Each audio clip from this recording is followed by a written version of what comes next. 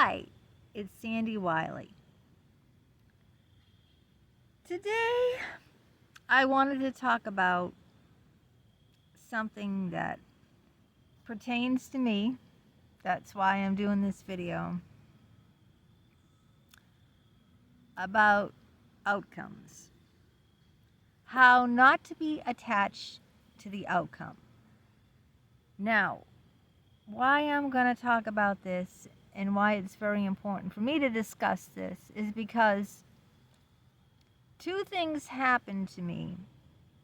Well, usually when something happens to me, like first my mother dies, and then less than 3 months later my father dies, and then less than a couple of months later my cousin steals my inheritance. So like things always happen to me in like pairs, you know. My son was brutally beaten by a staff member. If anyone, hasn't been watching my videos, my son, who's 28, has traumatic brain injury, TBI, from an illness he got at 4 years old, pneumococcal meningitis. There's a vaccine out now for that. As a result of that illness, his brain was, damaged all over. And he has, has the cognitive functioning of a 2-year-old. So, and he's been this way since 4 years old. So he needs to be in a residential place for neurologically challenged adults, handicapped people who are invalid. He's really an invalid. He can't go to the bathroom by himself. He can't wash himself. He can't work. He can't read. He can't write. He can't dress himself. So he needs around the clock 24-hour care. And one of these and the place that he was living in, and he went from the May Center, which was a child facility. At 22, he had to find an adult facility for the rest of his life. And I can't mention the name of this place, but we put him in this place we thought was a good place for severely handicapped individuals like my son. And he was brutally beaten with big bulging black and blue black eye. It was horrific. And he was also kicked out of the place too, because the place wanted to whitewash the whole thing. Well, anyway, we went to the police, and the guy is still awaiting trial, the guy that beat him. And at the same time that this happened, my psychologist hurt me immensely, completely abandoned me during this time. And I filed a complaint over sexual abuse over the psychologist, because years back he sexually abused me too. So at the same time this was happening, that I filed a police report for the monster who brutally beat my son.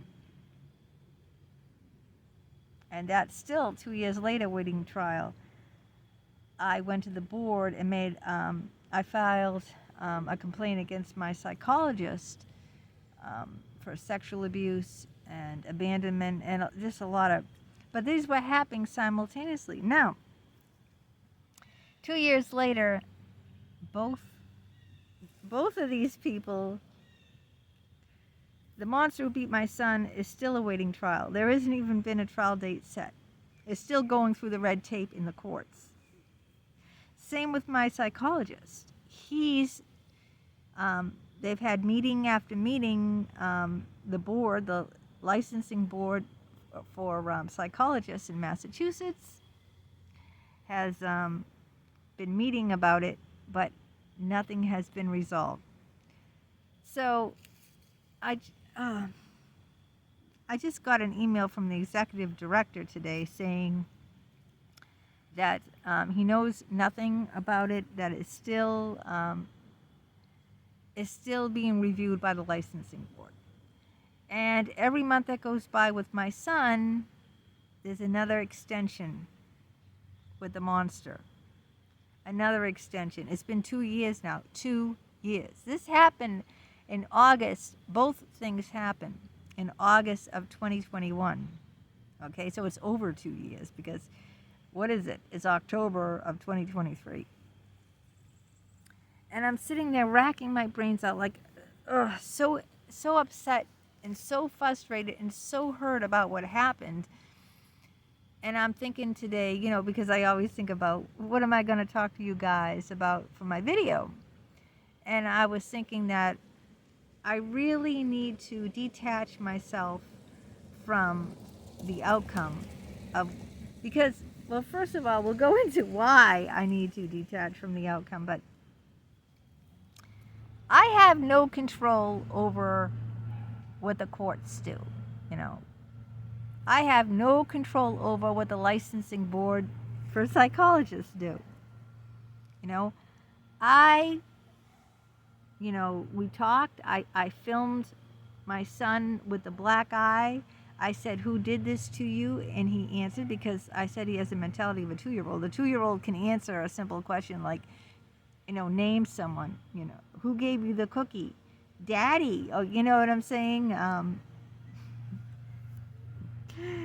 So I have that. I taped that. We talked to the police. I made a formal complaint and wrote everything that my psychologist did to me, sexually exploited me, in detail about what he did, and his severe abandonment and his severe, he turned me into an alcoholic. So I did all I could. The point of today's video is to learn to detach yourself from the outcome. Instead of being angry and upset every month, every year that goes by without any, without a result happening, without anything concrete, without any justice being served. I don't know.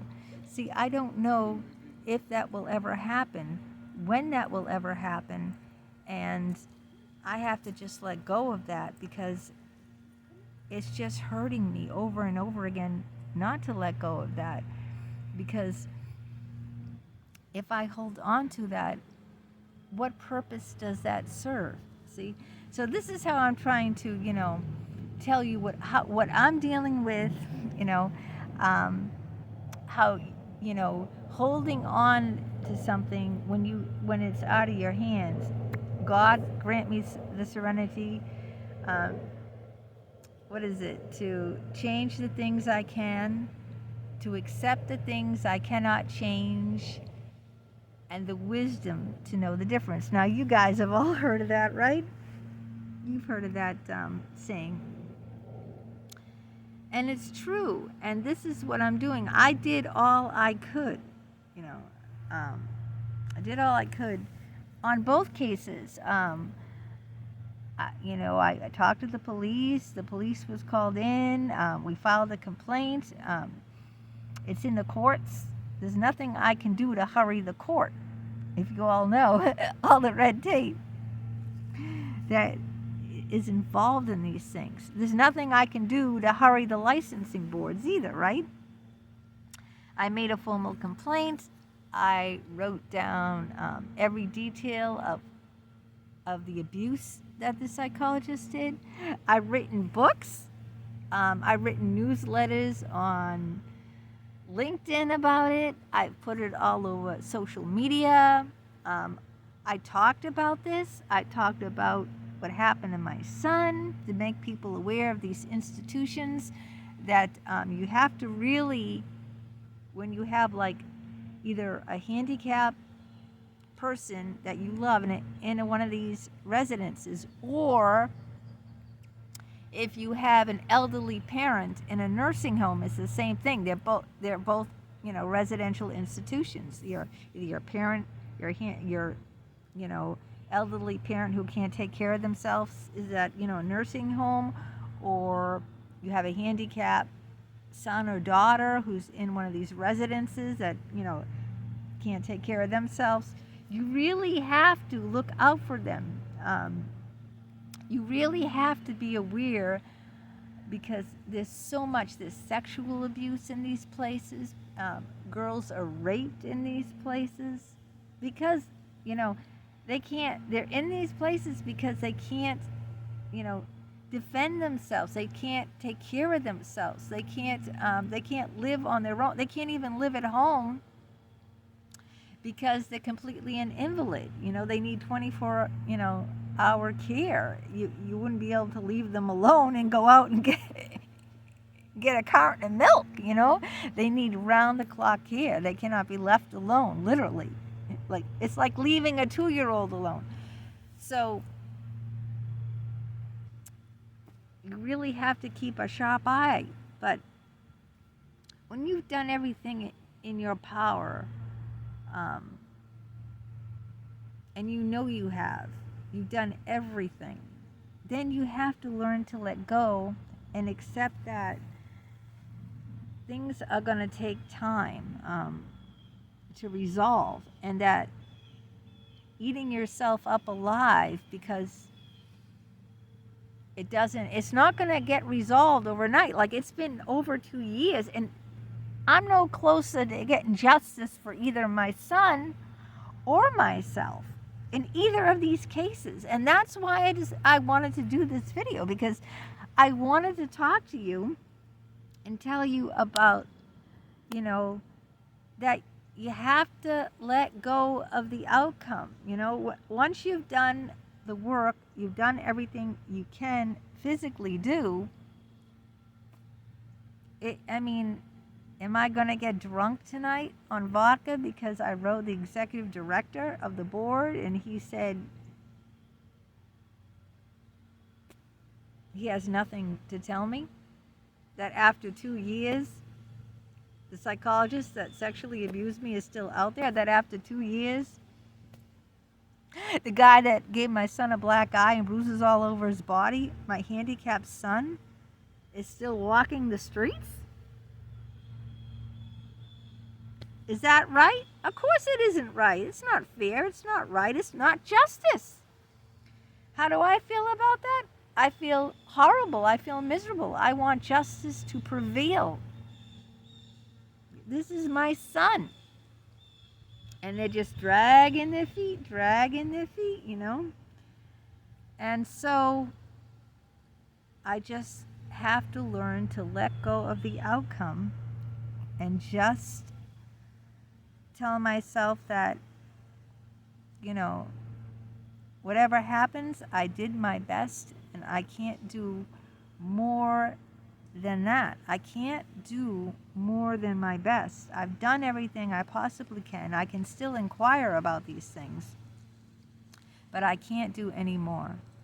So that's the lesson learned right here, is I need to let go of the outcome. And you too, if you're in a situation like this where you've done everything you possibly could, it's the best way for your mental health to let go and not be attached to whatever happens. To live in the process of unresolved. Live in that place of unresolved, knowing you've done everything you could, and you just have to live with the questions, live with the uncertainty of what's going to happen. I don't know what's going to happen, but I have to learn. I have to learn to live with that uncertainty of not knowing when justice will be served, if justice will ever be served, if this monster who beat my son will get off, if this psychologist who abused me will get off. I'll never know. I mean, I won't know right now. I don't know what's going to happen. I don't know the outcome. I don't know how much longer it's going to take, right? But I've got to learn to live with that. So I got to detach myself from the outcome. Okay. I hope you have a great day.